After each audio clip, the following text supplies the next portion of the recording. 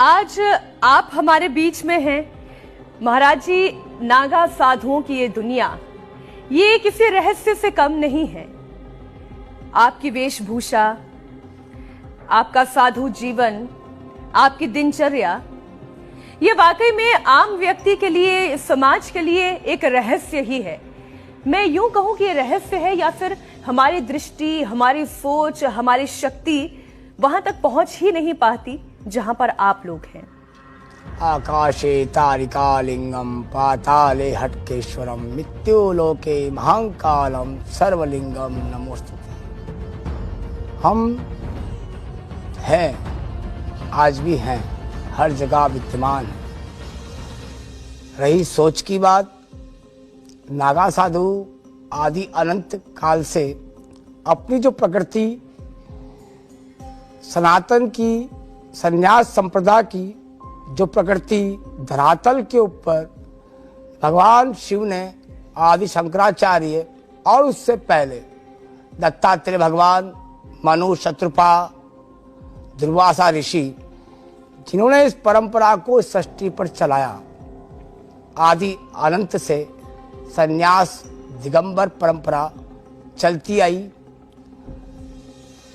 और दिगंबर सतयुग में भी थे, द्वापर में भी थे, त्रेता में भी थे, कलिकाल में भी है। रही समाज की बात, समाज की विचारधारा, उनकी वहां तक की सोच, उन दिगंबरों के ऊपर एक खौफ जैसा भाव रहा। पास पहुंच नहीं पाए कि दिगंबर बड़े अलग होते हैं, वो समाज के अंदर आना पसंद करते नहीं है। जैसे आज हमको भी लगा, हम कहाँ जा रहे हैं। हमारे भैया जो हमारी व्यवस्था संभालते हैं, हमने एक बार तो मना कर दिया, हमें कहाँ लेके जा रहे हो आप। नहीं बापू, वहाँ तो जाना चाहिए। वहाँ आप वहाँ जाओगे तो समाज आपको कुछ देखेगा, लोग दिगंबरों के बारे में समझ तो पाएंगे दिगंबर होते क्या है। और कहीं कुंभ, दिगंबर एक कुंभ तक की सीमित भाव नहीं है। दिगंबर एक सृष्टि का वो स्वरूप है, वो एक प्रकृति का वो एक पुरुष है जो आदि अनंत काल से भगवान शिव से स्वरूप से विद्यमान है। और जितने भी दिगंबर इस सृष्टि पर है, उनकी पूजा पद्धति, जीवन की जो व्यापिता और जीवन जीने का जो तरीका है, वो केवल शिव विद्यमान स्वरूप में ही है।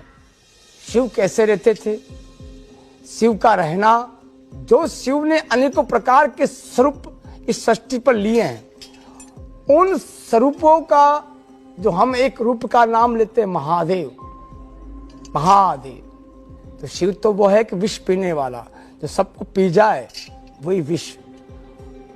और उस महादेव ने जो एक दिगंबर स्वरूप लिया, बशमदारी, बश्मी, जटा, झुंड, बागंबर, उस स्वरूप को दिगंबर अपने स्वरूप में विद्यमान करके उस प्रकृति में रहकर कि भगवान शिव हमारे आदि अनंत काल से एक बर्फ में जीवन जीते थे, हम भी उस बर्फ में तप करने की कोशिश करें।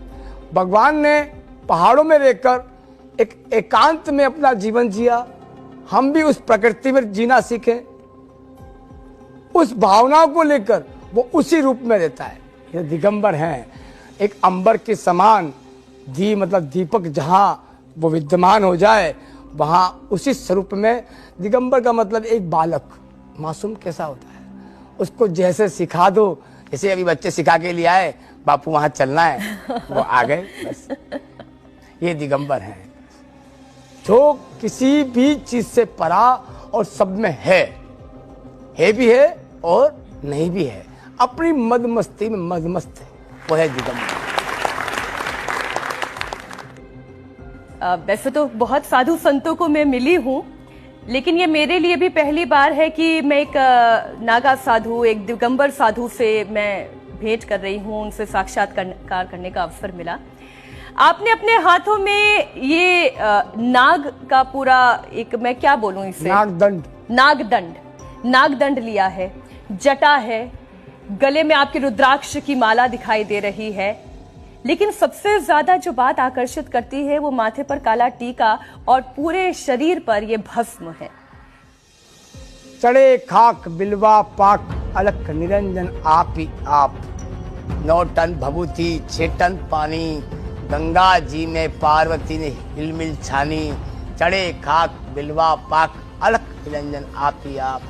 अलख निरंजन जो स्वयं शिव का स्वरूप है, ये हमारी भस्मी का मंत्र है।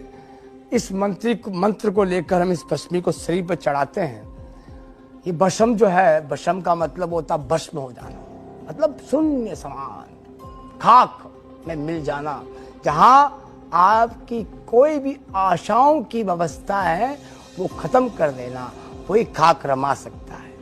ये खाक पहले भस्म होना पड़ेगा अपने विचारों से, अपने आत्म स्वरूप से। जो आपके अंदर विचार आ रहा है कि आपका नाम श्री दिगंबर खुशहाल भारती है, आप फलानी जगह रहते हैं, वो सब कुछ आपको उस समय बोलना पड़ेगा, तभी आप खाक को रमा सकेंगे। ये खाक स्वयं एक निरंजन का स्वरूप है, भगवान स्वयं शिव का स्वरूप है।